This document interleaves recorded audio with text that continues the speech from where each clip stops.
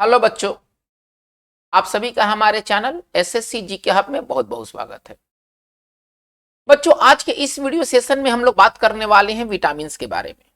Vitamins जैसा कि आप जानते हैं कि ये सामान्य विज्ञान अर्थात जनरल साइंस के सबसे इंपॉर्टेंट टॉपिक्स में से एक है। सभी प्रकार के परीक्षाओं में जिसमें कि जनरल साइंस से सवाल आते हैं उसमें विटामिन के सवाल अवश्य करके आते हैं। हमारा ये विटामिन का वीडियो नंबर 1 है। इस पर 2 वीडियो होंगे। आज का ये पहला वीडियो होगा, एक वीडियो नेक्स्ट डेज में आएंगे। आज की इस वीडियो सेशन में हम लोग बात करेंगे विटामिन ए और विटामिन बी कॉम्प्लेक्स के बारे में।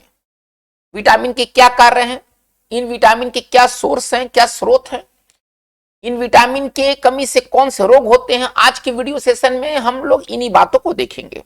चलिए वीडियो की शुरुआत करते हैं सबसे पहले विटामिन ए से। विटामिन ए, इसका जो रासायनिक नाम बहुत इंपॉर्टेंट है और विटामिन के रासायनिक नाम जरूर और जरूर पूछे जाते हैं।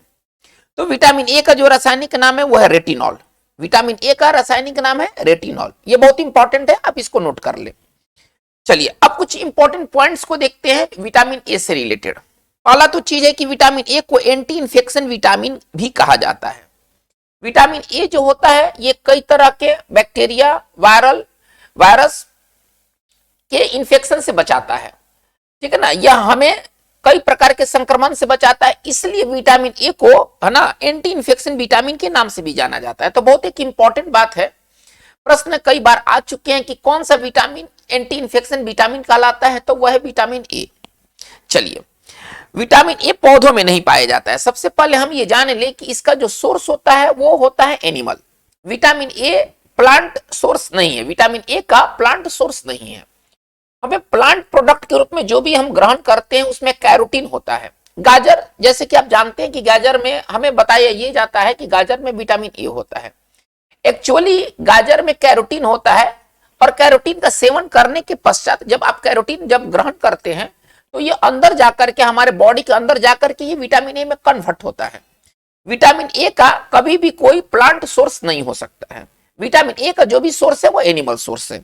चलिए अब हम देखते हैं कि इसके मेन सोर्स क्या है। तो इसमें मछली का तेल एक बहुत बड़ा इसका सोर्स है।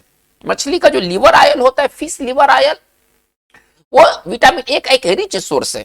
दूसरे सोर्स में गाजर, पपीता, पका आम, ये सब में एक्चुअली होता है विटामिन ए नहीं होता है, होता है कैरोटीन होता है। क्योंकि अभी मैं बात कर चुका हूं कि प्लांट इसका सोर्स नहीं हो सकता है। विटामिन ए के जो भी सोर्स होते हैं वो एनिमल होते हैं। तो प्लांट में क्या होता है, गाजर और पपीता जैसे फलों में क्या होता है कि कैरोटीन होता है। अब यही जो कैरोटीन है ना, यही सेवन करने के पश्चात ये विटामिन ए में कन्वर्ट कर जाता है। तो हम लोग ये मान के चलते हैं कि इन प्रोडक्ट्स में विटामिन ए है। चलिए, मिल्क और मिल्क प्रोडक्ट भी इसके प्रमुख सोर्स है विटामिन ए के। चलिए, एक राइस डेवलप किया गया जिसका नाम है गोल्डन राइस। एक राइस डेवलप किया गया है ना, जिसका नाम है golden rice. Golden rice vitamin A का एक अच्छा सोर्स है, विटामिन ए का एक अच्छा स्रोत है। ये विटामिन ए का गोल्डन राइस में होना ये परीक्षाओं में कई बार पूछा जा चुका है कि गोल्डन राइस में कौन सा विटामिन पाया जाता है, तो वह है विटामिन ए। चलिए, ये तो विटामिन ए के बारे में हो गई। अब हम बात करते हैं डिफिशियंसी डिजीज। विटामिन ए की कमी से कौन से रोग होते हैं, इसके थोड़ा सा रोग से हम लोग रूबरू हो लेते हैं कि इसके कमी से कौन कौन से रोग होते हैं। सबसे पहले इसमें इसके कमी से, विटामिन ए की कमी से जो होने वाला रोग है वह है जीरोफ्थाल्मिया। ये जीरोफ्थाल्मिया किसका रोग है, शरीर के किस भाग का रोग है, तो ये आंखों का रोग है। पहले तो ये समझ ले कि जीरोफ्थाल्मिया हमारे शरीर के किस अंग को प्रभावित करता है। बहुत सारे प्रश्न इसी पर आधारित होते हैं कि ये पर्टिकुलर जो डिजीज है हमारे किस ऑर्गन को अफेक्ट करते हैं। तो जीरोफ्थाल्मिया एक डिजीज है जो कि आंखों को प्रभावित करता है। इसमें क्या होता है, इस डिजीज में क्या होता है, आंखों का कॉर्निया जो है ना वो सूख जाता है, ड्राई कर जाता है। कॉर्निया जो होता है सूख जाता है, मोटा हो जाता है और ये बच्चों में अंधापन पैदा करता है। जो जीरोफ्थाल्मिया क्या करता है, तो ये ब्लाइंडनेस पैदा करता है, अंधापन पैदा करता है, ठीक है ना। अगर जीरोफ्थाल्मिया को अगर इलाज नहीं किया गया तो ये बच्चों में अंधापन पैदा करता है। तो सबसे पहले जो जीरोफ्थाल्मिया इसकी कमी से होने वाला रोग है जो कि आंखों को प्रभावित करता है। और इसमें क्या होता है कि कॉर्निया सूख जाता है, कॉर्निया मोटा हो जाता है, अपारदर्शी होता है, जिसके कारण है ना बच्चों में ब्लाइंडनेस कॉज होता है। चलिए, अब दूसरा डिजीज के बारे में हम जानते हैं, रतौंधी। ये बहुत पॉपुलर डिजीज है। आपने रोतौंदी के बारे में जरूर पढ़ा होगा। इसको हम लोग नाइट ब्लाइंडनेस भी कहते हैं, इंग्लिश में इसको नाइट ब्लाइंडनेस कहते हैं रोतौंदी को, ठीक है ना। इसमें क्या होता है कि जब रोशनी कम होता है, अगर किसी व्यक्ति को अगर रोतौंदी हो गया है तो यदि रोशनी कम है तो उसको दिखाई नहीं देगा, ठीक है ना। इसके लिए बहुत ज्यादा रोशनी होना चाहिए तभी उस व्यक्ति को नजर आएगा। लेकिन क्या होता है कि जैसे ही सूरज ढल जाता है, शाम हो जाता है, तो ये व्यक्ति को फिर दिखाई देना बंद होता है। इसको कहते हैं हम नाइट ब्लाइंडनेस। और ये भी जो होता है विटामिन ए की कमी के कारण होता है। तीसरी जो बीमारी है या प्रॉब्लम है वो है त्वचा एवं बाल का सूखापन। हमारा त्वचा और बाल सूख जाएगा यदि विटामिन ए की यदि शरीर में कमी अगर हुई तो। इसलिए अच्छे त्वचा, इसलिए अच्छी स्किन और हेयर के लिए विटामिन ए का होना जरूरी है। बहुत इंपॉर्टेंट बात है कि अच्छे हेयर और अच्छे स्किन के लिए कौन सा विटामिन आवश्यक है, तो वो है विटामिन ए। तो बच्चों ये विटामिन ए से संबंधित इंपॉर्टेंट बातें हुई जो कि आपके एग्जामिनेशन दृष्टिकोण से काफी महत्वपूर्ण है। आते हैं हम लोग बी कॉम्प्लेक्स में। तो बी कॉम्प्लेक्स में विटामिन के कई प्रकार हैं, B1, B2 है ना, B3, इस तरह से कई विटामिन है, B12 तक। इन सभी को मिलाकर के बी कॉम्प्लेक्स कहा गया है। इसमें सबसे पहले हम लोग विटामिन B1 को देखते हैं। इसका जो केमिकल नेम है वो है थायमीन, है ना। विटामिन B1 को हम लोग थायमीन भी कहते हैं। चलिए अब इससे इंपॉर्टेंट बात क्या है, ठीक है ना। बेसिक पॉइंट क्या कहता है कि विटामिन B1 भोजन पकाने से नष्ट नहीं होता है। बहुत सारे विटामिन भोजन पकाने से नष्ट हो जाते हैं, लेकिन विटामिन B1 जो है ना ये 100 डिग्री सेल्सियस तक के टेम्परेचर को ये सह सकता है, ठीक है। चलिए अब इसका सोर्स क्या है, तो गेहूं की रोटी और दलिया विटामिन B1 का सबसे अच्छा स्रोत है। यदि कहा जाए कि विटामिन B1 का सबसे बेस्ट सोर्स क्या है, तो वह गेहूं की रोटी और दलिया। अन्य स्रोत कौन कौन है भाई, तो हरी सब्जी, चावल, किडनी और हरी सब्जी, चावल, चावल दो बार आ गया है, इसकी जरूरत नहीं है। तो कहने का तात्पर्य है कि अन्य स्रोत में क्या क्या है, हरी सब्जी, चावल और किडनी जो है इसके अन्य स्रोत है। चलिए अब इसके डिफिशियंसी डिजीज क्या है। डिफिशियंसी डिजीज ज्यादातर पूछा जाता है कि इस बीमारी का मुख्य किस विटामिन की कमी से संबंध रखता है, या हम यूं कह सकते हैं कि इस विटामिन की कमी कौन सा रोग पैदा करता है। तो विटामिन B1 का जो कमी होता है ना वो पैदा करता है एनोरेक्सिया। एक बीमारी का नाम है एनोरेक्सिया। इस एनोरेक्सिया बीमारी में होता क्या है, इस रोग में ना भूख की कमी हो जाती है, भूख नहीं लगती है। यदि किसी व्यक्ति को अगर एनोरेक्सिया का प्रॉब्लम है तो इसका मतलब है कि उसको भूख नहीं लगेगा। यह विटामिन B1 की कमी से होता है। चलिए दूसरा और ज्यादा इंपॉर्टेंट है बेरी बेरी। ये जो बेरी बेरी जो डिजीज है ना ये विटामिन B1 या थायमीन की कमी से होता है, ठीक है ना। यह रोग स्नायु तंत्र और हृदय को प्रभावित करता है। हमारे किस ऑर्गन को प्रभावित करता है, जैसे कि अभी मैंने बात किया ज़ेरोफ्थाल्मिया, यह हमारे आई को प्रभावित करता है। तो उसी प्रकार से बेरी बेरी जो डिजीज है ये किसको प्रभावित करता है, तो हमारा जो स्नायु तंत्र है, ठीक है ना, और हृदय को ना ये डिजीज प्रभावित करता है। चलिए बेरी बेरी ये उन जगहों पर ज्यादा पाया जाता है जहां के लोग पॉलिश राइस ज्यादा खाते हैं, यानी कि जहां पर पॉलिश राइस का खपत ज्यादा होता है उन क्षेत्रों में बेरी बेरी बीमारी एक कॉमन बीमारी के रूप में देखा जाता है। चलिए ये तो B1 की बात हो गई। अब हम आते B2। अब हम आते विटामिन B2 के बारे में। इसको क्या कहा गया है, इसका जो केमिकल नेम है वो राइबोफ्लेविन है ना। ये केमिकल नेम बच्चों दिमाग में रखना है। केमिकल नेम से रिलेटेड सवाल आपको बार-बार देखने को मिलेंगे, खासतौर पर B2, B3 के जो केमिकल नेम है ना ये थोड़ा सा फंसाने वाले हैं, ठीक है। चलिए तो विटामिन B2 का जो रासायनिक नाम हमने क्या सीखा, विटामिन B2 का जो रासायनिक नाम है वो रिबोफ्लेविन है। चलिए अब मेन इसमें बात क्या हमें बताना है कि इसकी कमी से कौन से रोग होते हैं, इसका डिफिशियंसी डिजीज क्या है, मतलब इसके कमी से कौन से रोग हो सकते हैं। विटामिन अगर B2 की कमी हो जाए तो क्या हो सकता है। ज्यादातर इसकी कमी से जो रोग होता है ना वो मुंह संबंधी रोग होता है, माउथ रिलेटेड रोग होता है। उसमें एक रोग का नाम है केलोसिस, एक रोग का नाम है केलोसिस। विटामिन B2 की कमी से जो होने वाला रोग है वो है केलोसिस।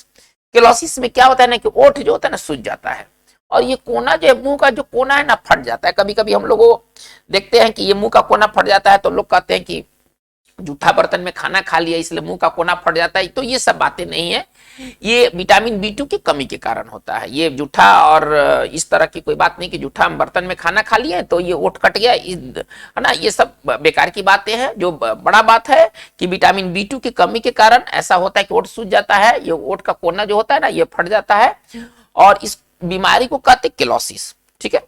चलिए ग्लोसाइटिस। अब दूसरा जो बीमारी है वो ग्लोसाइटिस है। इसमें जीभ जो होता है ना, जीभ स्वेल कर जाता है, जीभ सूज जाता है, जीभ में ना इन्फ्लेमेशन हो जाता है। तो यूं हम कह सकते हैं कि इसकी कमी से ना मुंह में छाले पड़ जाते हैं। आप ऐसे समझिए ना, इसकी कमी से अगर सरल भाषा में कहें, जैसे एग्जाम्स में पूछता है तो मुंह में छाले पड़ जाते हैं, है ना। मुंह में छाले का पड़ना वो किसकी कमी के कारण होता है? तो विटामिन B2 की कमी के कारण होता है, ठीक है ना। मुंह में छाले का पड़ना आप ऐसे समझिए, ये विटामिन B2 की कमी के कारण होता है। हम तो ये इसको याद रखना है, हमको ये याद नहीं रखना है, बहुत ये टेक्निकल टर्म ज्यादा नहीं पूछता है ना। केलोसिस, ग्लोसाइटिस ये ज्यादा टर्म नहीं पूछता है, सरल चीज देता है, एक कॉमन शब्द देता है जिसे आम लोग जानते हैं, ठीक है। ये बहुत से टेक्निकल टर्म है, केलोसिस, ग्लोसाइटिस, है ना। इसे मेडिकल वगैरह में ज्यादा पूछे जाने के चांसेस बने रहते हैं। जनरल कंपटीशन में क्या होता है कि जनरल शब्द देता है, बहुत ही टेक्निकल शब्द का प्रयोग नहीं होता है। तो बच्चों ये B2 के बारे में बात हो गई। चलिए B3 बहुत इंपॉर्टेंट ये विटामिन है, बी कॉम्प्लेक्स से रिलेटेड ये बहुत इंपॉर्टेंट विटामिन है एग्जामिनेशन दृष्टिकोण से, वो है B3।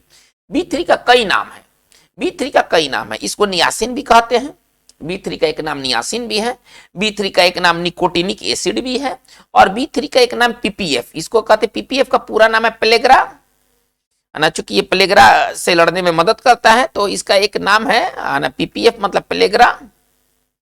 चलिए प्रिवेंटिव, पेलेग्रा प्रिवेंटिव डिजीज, ठीक है ना। इस PPF का पूरा नाम है पेलेग्रा प्रिवेंटिव डिजीज, ठीक है। तो विटामिन B3 के 3 नाम हुए, एक नाम इसका नियासिन हुआ, दूसरा नाम इसका निकोटिनिक एसिड हुआ, और तीसरा नाम इसका PPF हुआ। चलिए अब विटामिन B3 के बारे में कुछ इंपॉर्टेंट बात जानते हैं। चलिए विटामिन B3 हमारे शरीर में कोलेस्ट्रॉल, है ना, को बनने से रोकता है, कोलेस्ट्रॉल के बनने से रोकता है, कोलेस्ट्रॉल का निर्माण, प्रोडक्शन, है ना, को चेक करता है, ये रोकता है। कोलेस्ट्रॉल एक अच्छा चीज नहीं है, जरूरी आवश्यक चीज तो जरूरी आवश्यक चीज तो है। कोलेस्ट्रॉल ऐसा नहीं कि शरीर के लिए आवश्यक नहीं है, लेकिन इसका ओवर प्रोडक्शन जो होता है ना कहीं घातक साबित होता है। तो पहले ये समझ ले कि जो विटामिन B3 होता है वो शरीर में कोलेस्ट्रॉल के प्रोडक्शन को रोकता है।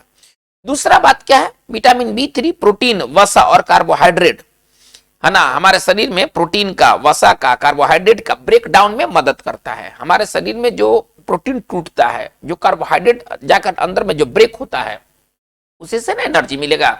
हम लोग खाना खा लिए तो सीधे भोजन करने से एनर्जी थोड़े मिलेगा, वो जो अंदर जो फूड गया है, जब उसका कार्बोहाइड्रेट जब ब्रेक डाउन होगा तब जाकर के एनर्जी रिलीज होगा और हमें एनर्जी मिलेगा। जब तक ब्रेक डाउन खाना भोजन नहीं होगा हमारे शरीर के अंदर, हमें एनर्जी प्राप्त नहीं होगा। तो विटामिन B3 क्या करता है, प्रोटीन, वसा और कार्बोहाइड्रेट के ब्रेक डाउन में मदद करता है। चलिए ये तो मुख्य बात हो गई। अब इसके सोर्स क्या है, तो सोर्स इसका मटर है, हरी सब्जी है, दूध है, अंडा का जर्दी इसका प्रमुख सोर्स है विटामिन B3 का।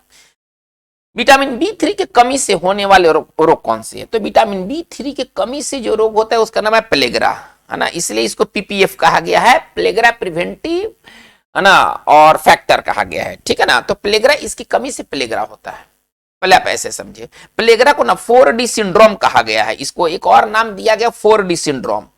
4D सिंड्रोम का मतलब क्या है, इसमें इसके लक्षण क्या है, पेलेग्रा में होता एक्चुअली क्या है। अगर बात किया जाए कि पेलेग्रा अगर किसी बच्चे को अगर हो जाए तो उसको होता क्या है, तो पहले उसको होता डर्माटिटिस, पहले उसको मिलेगा देखने को डर्माटिटिस। डर्माटिटिस का मतलब क्या होता है ना, कि पूरा शरीर में ना फोड़ा फुंसी हो जाएगा, घाव हो जाएगा, पूरा शरीर एक जीमा जैसा हो जाएगा, चकता चकता निकल जाएगा। एक जीमा में क्या होता है ना, स्किन पर चकता चकता निकल जाता है, तो पूरे शरीर में ना एक जीमा जैसा हालात हो जाएगा। पहला इसको कहते हैं डर्माटिटिस, डर्मा मतलब त्वचा, ना, त्वचा संबंधी बीमारियां होंगी पेलेग्रा में। दूसरा क्या होगा, डिमेंशिया। एक तो लक्षण है डर्माटिटिस का, दूसरा इसका इस व्यक्ति को क्या होगा, इस बच्चे को क्या होगा, तो डिमेंशिया होगा। डिमेंशिया कहने का मतलब है कि मानसिक उसको रोग होगा, मन का रोग होगा, ठीक है ना। चलिए तीसरा है डायरिया, उसको बार बार दस्त लगेगा। यदि कोई व्यक्ति या बच्चा यदि पेलेग्रा से ग्रसित है उसको बार बार दस्त लगेगा। और चौथा में यदि ये सब चीज ठीक नहीं हुआ, डर्माटिटिस ठीक नहीं हुआ, डिमेंशिया ठीक नहीं हुआ, डायरिया ठीक नहीं हुआ, तो उसको फिर उसका डेथ हो जाएगा। इसलिए इसमें 4D है, आप देख रहे हैं इसमें 4D है, इसके कारण पेलेग्रा को कहा गया 4D सिंड्रोम, है ना, इसलिए इसको कहा गया 4D सिंड्रोम। तो एक बहुत इंपॉर्टेंट ये क्वेश्चन है कि किस बीमारी का एक अन्य नाम 4D सिंड्रोम है, तो वह है पेलेग्रा। चलिए ये तो पेलेग्रा के रिलेटेड बात हो गई। पेलेग्रा की बीमारी उन क्षेत्रों में ज्यादातर होती है ठीक है ना, जहां के लोग मक्का ज्यादा इस्तेमाल करते हैं, क्योंकि जो मक्का होता है ना वो शरीर में जाकर के ना नियासिन के एब्जॉर्ब को रोकता है। मक्का के कारण हमारा बॉडी जो है ना वो नियासिन एब्जॉर्ब नहीं कर पाता है, विटामिन B3 को एब्जॉर्ब नहीं कर पाता है, जिसके कारण प्लेगरा जैसा सिचुएशन उत्पन्न होता है। तो बच्चों, प्लेगरा की बीमारी उन क्षेत्रों में ज्यादातर होती है जहां के लोग मक्का का ज्यादा इस्तेमाल करते हैं। ठीक है, चलिए अब आते हैं विटामिन B6 के बारे में। B6 का एक और नाम है पायरोडॉक्सिन, है ना, पायरिडॉक्सिन। B6 का केमिकल नेम है पायरोडॉक्सिन। चलिए बेसिक फैक्ट देख लेते हैं क्या है।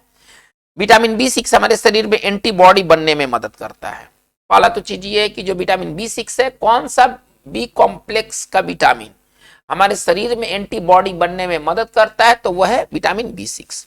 ये दिमाग में रखना है। चलिए, विटामिन B6 उष्मा में शीघ्र नष्ट नहीं होता है। अभी B1 के बारे में भी कहा गया था, और B6 के बारे में भी यही है कि ये हीट रेसिस्टेंट विटामिन होता है, ये हीट को बर्दाश्त कर सकता है। ठीक है ना, चलिए आगे बढ़ते हैं। डिफिशियंसी डिजीज, विटामिन B6 के कमी से क्या होता है। यदि किसी व्यक्ति को, बच्चे को विटामिन B6 की कमी आ जाए तो उसको क्या होगा, उसका स्किन और नर्व डिसऑर्डर हो जाएंगे, त्वचा और स्नायु रोग हो जाएंगे, उसको त्वचा संबंधी उसको रोग हो जाएगा B6 के कमी के कारण।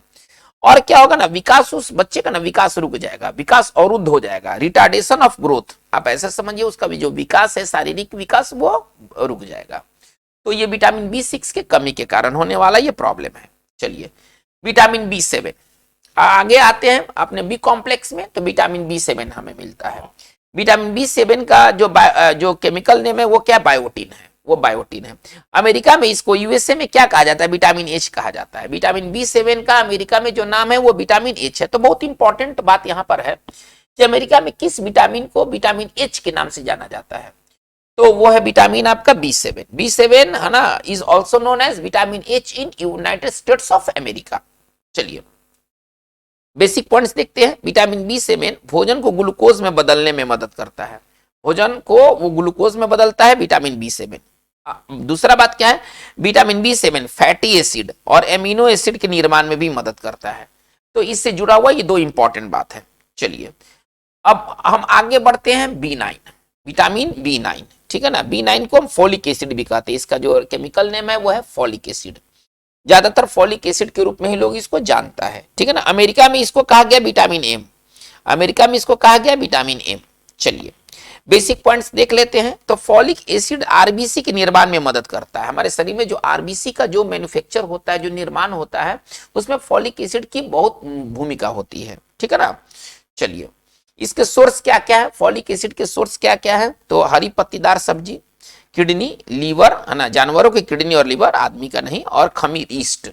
ठीक है, चलिए अब इससे डिफिशियंसी डिजीज क्या होगा, इसके कमी से कौन से रोग होते हैं। यदि किसी व्यक्ति को यदि विटामिन B9 की कमी हो जाए, फॉलिक एसिड की कमी हो जाए, तो उसको क्या हो सकता है, तो इससे एक एनीमिया होगा, इसकी कमी से शरीर में एनीमिया होगा, और इसका नाम है मेगालोब्लास्टिक एनीमिया, है ना, मेगालोब्लास्टिक एनीमिया इस एनीमिया का नाम है। एनीमिया दो तरह के एनीमिया आपको देखने को मिलेंगे, एक मिलेगा परनीसियस एनीमिया, आगे इसकी चर्चा होगी। एक होता है परनीसियस एनीमिया, एक होता है मेगालोब्लास्टिक एनीमिया। तो मेगालोब्लास्टिक, मेगा मतलब बड़ा, आप ऐसे समझिए, मेगा का मतलब बड़ा। इस एनीमिया में क्या होगा, ठीक है ना, यह गर्भवती महिलाओं में होता है। यह मेगालोब्लास्टिक कहाँ होता है, किसको होता है, तो प्रेग्नेंट वुमेन को होता है। इसमें आरबीसी का निर्माण जरूरत से ज्यादा होता है ना। मेगालोब्लास्टिक एनीमिया में आरबीसी का निर्माण जरूरत से ज्यादा होगा, जो कि मदर और बेबी दोनों के लिए डेंजरस हो सकता है। इसलिए किसी प्रेग्नेंट लेडी को दिया जाने वाला विटामिन बी कॉम्प्लेक्स में कौन सा, तो फॉलिक एसिड है। फॉलिक एसिड क्या करता है, मेगालोब्लास्टिक एनीमिया होने से बचाता है। यदि किसी को मेगालोब्लास्टिक एनीमिया हो जाए तो क्या होगा, उसका आरबीसी जरूरत से ज्यादा, है ना, प्रोड्यूस हो जाएगा, जो कि बेबी और मदर दोनों के लिए डेंजरस होगा। तो ये विटामिन B9 से रिलेटेड ये इंपॉर्टेंट बात है। चलिए अब हम आते हैं विटामिन B12। हमारा जो अगला जो विटामिन है बी कॉम्प्लेक्स में, वो है विटामिन B12।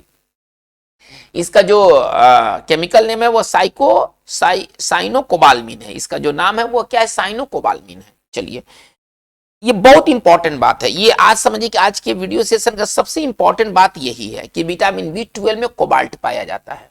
ये एक बार नहीं सैकड़ों बार ये सवाल आ चुका है कि किस विटामिन में कोबाल्ट पाया जाता है, तो वह है विटामिन B12, वह है विटामिन B12, ये दिमाग में रखना है। चलिए विटामिन B12 सब्जी में नहीं पाया जाता है, मतलब इसका जो सोर्स है केवल एनिमल है। इसका जो सोर्स है ना वो एनिमल सोर्स है, वेजिटेबल इसका सोर्स नहीं है। आप ऐसा समझिए, इसका एनिमल सोर्स है, इसका वेजिटेबल सोर्स नहीं है। विटामिन B12 मस्तिष्क के कार्य, ठीक है ना, तथा आरबीसी हमारा जो ब्रेन फंक्शन है, हमारा जो ब्रेन फंक्शन है और आरबीसी का जो प्रोडक्शन है उसमें यह मदद करता है, आरबीसी के संश्लेषण में मदद करता है, आरबीसी के निर्माण में मदद करता है। चलिए, विटामिन B12 का शरीर में अवशोषण हेतु पेट में इंट्रिंसिक फैक्टर का होना जरूरी है। देखिए एक यहाँ कंडीशन है, करेगा कि हमारे शरीर में विटामिन B12 है ना का अवशोषण तभी होगा, है ना, हमारा शरीर तभी ग्रहण कर पाएगा विटामिन B12 को जब हमारे पेट में इंट्रिंसिक फैक्टर होगा। ये इंट्रिंसिक फैक्टर मतलब विटामिन B12 के अवशोषण के लिए, है ना, इंट्रिंसिक फैक्टर का होना जरूरी है। इंट्रिंसिक फैक्टर क्या होता है? Intrinsic factor is a glycoprotein. Intrinsic factor क्या है? ग्लाइकोप्रोटीन है, सेक्रेटेड बाय स्टोमक, जो कि स्टोमक से प्राप्त होता है, स्टोमक से निकलता है, which enables the body to absorb it, और जो बॉडी को इनेबल करता है कि वो विटामिन B12 को एब्जॉर्ब कर सके। यानी कि ज्यादा आपको नहीं सीखना है। इंट्रिंसिक फैक्टर क्या है? तो एक ग्लाइकोप्रोटीन है जो कि हमारे स्टोमक द्वारा सीक्रेट होते हैं, ठीक है ना। तो कहने का तात्पर्य क्या है कि विटामिन B12 क्या करता है? तो विटामिन B12 हमारे जो ब्रेन फंक्शन है इसको चलाता है और इसके अलावा आरबीसी का संश्लेषण में भी मदद करता है। चलिए हम लोग बात को आगे बढ़ते हैं लेकर के। डिफिशियंसी डिजीज क्या है? तो इससे जो होने, इसकी कमी से होने वाला जो रोग है वो है पर्नीशियस एनीमिया।